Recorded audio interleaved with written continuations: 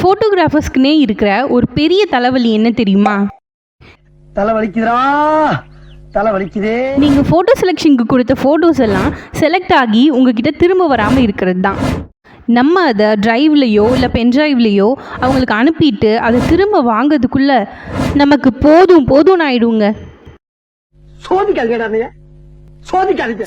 1 மாதம் ஆகும், 4 மாதம் ஆகும், 1 வருஷம் ஆகும், குழந்தையே பிறந்துடும். ஆனால் உங்களுக்கு ஃபோட்டோ செலக்ட் ஆகி வந்திருக்காது.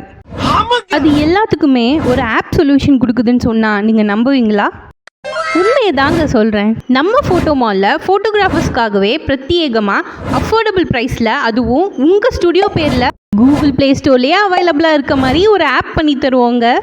அது மட்டும் இல்லாமல் ஒரு வெப்சைட்டும் ஃப்ரீயாகவே கொடுத்துருவோங்க. ஆச்சரியமாக இருக்குல்ல?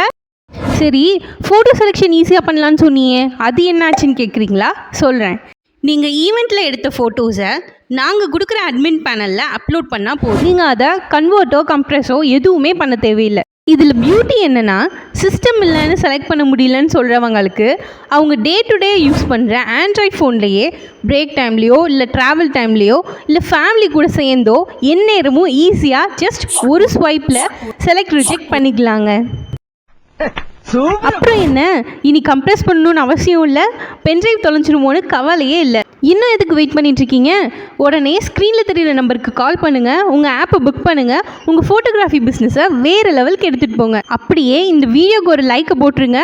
உங்கள் ஃபோட்டோகிராஃபர் ஃப்ரெண்டுக்கு இந்த வீடியோவை மறக்காமல் ஷேர் பண்ணுங்கள். ஆரம்பிக்கலாங்களா?